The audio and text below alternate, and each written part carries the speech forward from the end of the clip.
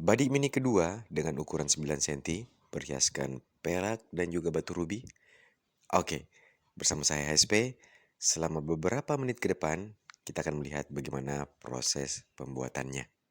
Oke, simak terus. Ya, berpose dulu bareng 3 rekannya. Oke, ini persiapan untuk digerinda, ya, dirapikan, dibentuk. Nah, simak terus. Nah, ini adalah tampilan setelah selesai digurinda, ya. Terus kita coba lihat dulu sedikit bayangan pamornya. Apakah komposisi baja sudah nampak dengan jelas, ya, sudah tegas. Antara baja udah kelihatan, pamornya juga sudah bagus posisi ketemunya antara baja dengan pamor. Dan malam ini bersiap akan disepuh, ya, bersama kembali dengan 3 rekannya yang lain. Ya, jadi pada malam hari ini secara bersamaan kita sepuh, ya, atau disapo untuk keempat-empat, ya, bayi ini. Dan semuanya menggunakan media oli, ya, sepuh oli bukan air. Jadi yang pertama tadi adalah yang paling kecil, si 7 cm. Ini yang hampir 9 cm. Ini dia. Ya, telah selesai disepuh atau disapu. Oke, proses sepuh telah selesai. Sudah dingin, tidak panas lagi. Karena kalau sepuh oli itu menyisakan panas yang cukup lama. Kita tunggu sampai benar-benar dingin. Kemudian kita lap, kita bersihkan oli yang lengket-lengket dan belepotan pada setiap bilahnya. Oke, kita lanjut lagi. Nah, saat ini untuk gagang sudah jadi, ya, sudah dibuatkan berbahankan kayu santigi bari, ya. Nah, ini dia kalau kita sekedar mau melihat perkiraan panjangnya atau tampilan ukurannya. Oke. Untuk sepuhannya ini masih kelihatan bekas hitamnya, ya. Mungkin terakhir lah, nanti baru dibersihkan pada saat sekalian mengasah. Ya, saya bandingkan dengan korek ya, korek gas. Ini sedikit perbandingan untuk bilah yang 7 cm. Ini yang 9, hampir 9, ya. Ini dia gagangnya. Oke, sudah dibuat stand. Kita lanjut untuk membuat sumpahnya. Nah, ini sekarang sudah berada di workshop perak kami, ya, untuk membuat aksesoris. Jadi kita buatkan sumpah dulu, lalu lanjut dibuatkan banongnya.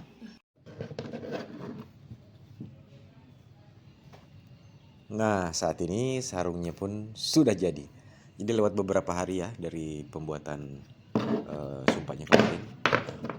Saat ini sarungnya sudah jadi menggunakan kayu campaga bari atau cendana bari. Bilahnya pun telah selesai saya asah. Saya amplas juga untuk hitam-hitam gosong bekas sepuhannya, ya. Nah, sekarang tibalah waktunya kita melihat setelah jadi aksesoris peraknya atau tabu-tabunya. Telah selesai diukir, ya. Oke. Dan persiapan akan diberi batu permata nanti, yaitu batu permata ruby. Bila kita lihat sedikit dulu, ya. Jadi masih akan diasah lagi sedikit, ya, baru dilanjutkan.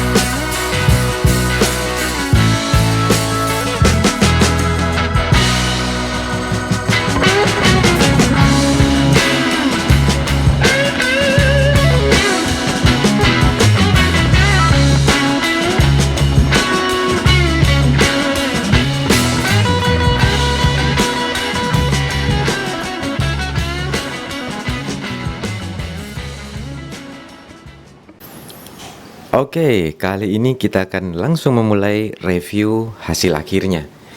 Nah, seperti ini.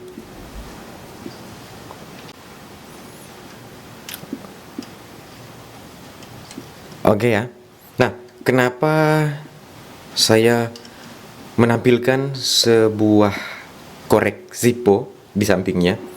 Ya, maksud saya ini adalah sebagai perbandingan ya.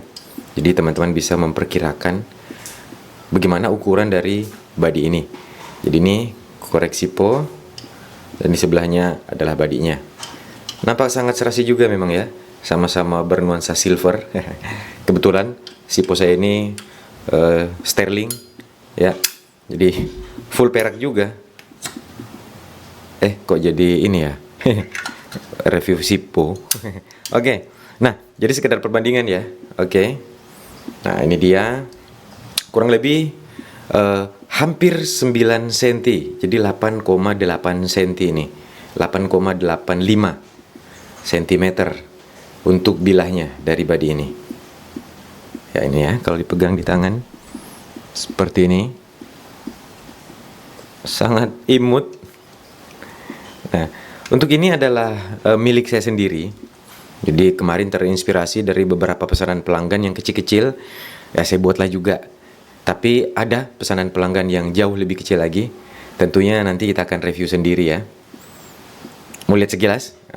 Bolehlah. Ya, ini dia, lebih kecil lagi ya. Nah, sekarang kita fokus ke yang ini dulu. Nah, mari kita bedah satu-satu tampilan luarnya. Oke, kita mulai. Untuk gagang menggunakan kayu santigi. Kita pilih yang bari ya, ada motif belang-belangnya. Ini dia. Oke, timbal balik. Kemudian sarung kayu campaga bari juga, atau biasa juga disebut cenderana bari. Oke. Dan keduanya, gagang, sarung ini natural warnanya, tidak diberi pewarna kayu. Kemudian berhiaskan aksesoris tabu-tabu perak atau kalasa perak ya. Sumpak juga perak atau kalasanya perak. Dan diukir. Jadi sungguh ini kerumitan yang luar biasa juga. Barang sekecil ini masih bisa kita upayakan agar diukir. Ya. Jadi kita tidak bisa menganggap remeh bahwa kecil saja ini, kecil-kecil begini dikerjanya rumit. Ya. Mulai dari bilahnya yang berpamor, kemudian pembuatan sarungnya, ya, apalagi juga aksesoris peraknya. Jadi secara keseluruhan dalam hal membangun satu bilah badi ini jadi, itu bukan hal yang gampang ya. Rumit, susah, bukan berarti tidak bisa, cuman ya butuh ketelatenan, ya, ketekunan, kesabaran, dan juga memang jiwa seni yang benar-benar kita mengerjakan hal ini dengan rasa senang ya, enjoy, happy, seperti itu. Dan untuk yang kecil-kecil seperti ini biasanya juga sangat sulit kita membuatnya dalam bentuk yang presisi, proporsional ya, atau bentuknya yang betul-betul seimbang ya semuanya. Karena kecil, itu biasanya susah. Ini alhamdulillah bisa. Ya tentunya dan tadi kita perlu tekun dan dikerjakan pelan-pelan. Ya, kita buka dulu. Wah, iya, badi berpamor. Ya. Mungkin sudah dilihat teman-teman ya tayangan awal pada videonya ini. Bagaimana waktu masih baru saja habis ditempa, masih berbentuk tidak kelihatan apa-apa, sampai akhirnya jadi seperti ini. Nah, ini dia tampilan pamornya. Di pamornya dato-dato abstrak ya. Bahan tentunya seperti biasa, andalan saya menggunakan bahan patahan-patahan atau potongan-potongan pusaka parang sinangke yang digali atau temuan, atau kita biasa sebut lemek luwu ya. Jadi yang memang dari luwu dan jenisnya adalah pusaka luwu, dan kebanyakan adalah parang atau penang sinangke. Oke, nampak ya material keperakan ditambah bunga garam halus ya, warna abu-abu. Oke, sepuhnya pun kita bisa lihat jelas ini ya, batas sepuhan nih yang terkeras atau yang paling merah pada mata bajanya. Ini lebih terang, ini lebih gelap. Jadi meskipun kecil begini, benar-benar kita setting bagaimana sewajarnya atau seharusnya senjata ya. Namanya juga senjata tradisional, meskipun dari kita saat ini melihat dari sisi seninya saja kembali ya, atau budayanya.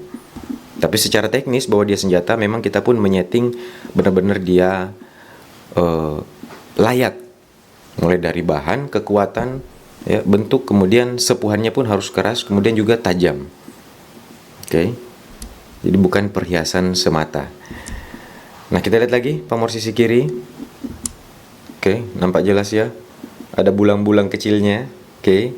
Kemudian ada garis-garis, ada bentuk bulat, oval ya. Warna keperakan juga tetap menjadi ciri khas, yang mana menandakan bahwa bahan itu menggunakan material dari bahan lemek luwuk atau lemek luwuk. Oke. Nampak jelas ya. Untuk mata tajamnya juga. Permukaan masih sangat mulus, namanya besi baru atau baru ditempa ya. Jadi ini akan bermutasi, berevolusi ketika nantinya sering dibersihkan atau diberi perasan air jeruk nipis ya, atau sering ditompang istilahnya, disosorok, itu akan membuat motif-motif baru karena ada bidang-bidang atau permukaan pori yang mulai terbuka secara halus ya, karena menggunakan air jeruk nipis. Ya, imut bentuknya pun kita lihat sangat proporsional ya. Meskipun kecil begini, sangat susah dibentuk, sangat susah digerinda, ya, dihaluskan. Untuk diasah pun seperti itu. Tapi itu bukan keluhan ya, sekedar memberi gambaran bahwa kita tidak bisa menganggap remeh bahwa ini kecil saja, ini gini tuh ya. Bahwa ini memang perlu effort khusus ya, yang lebih memang untuk membuatnya atau menghadirkannya. Nah, ya tampak kalau dipegang. Ini masuk dompet juga ini ukurannya ini ya. Bayangkan ya, hampir 9 cm. Nah, untuk bilah coba lagi kita bandingkan dengan koreksi po ya. Nah, nih seperti ini. Ya. Oke, saya rasa cukup perjumpaan kita kali ini. Semoga bisa menambah wawasan dan referensi dari teman-teman sekalian. Oh ya, sekedar tambahan informasi. Ya, apabila ada yang ingin dibuatkan seperti ini juga, silahkan kontak melalui nomor WhatsApp yang sudah kami sisipkan di deskripsi video ya. Atau ada yang mau lamar ini boleh juga sih. Oke, terima kasih telah menyimak. Saya HSP undur diri dan salam pusaka.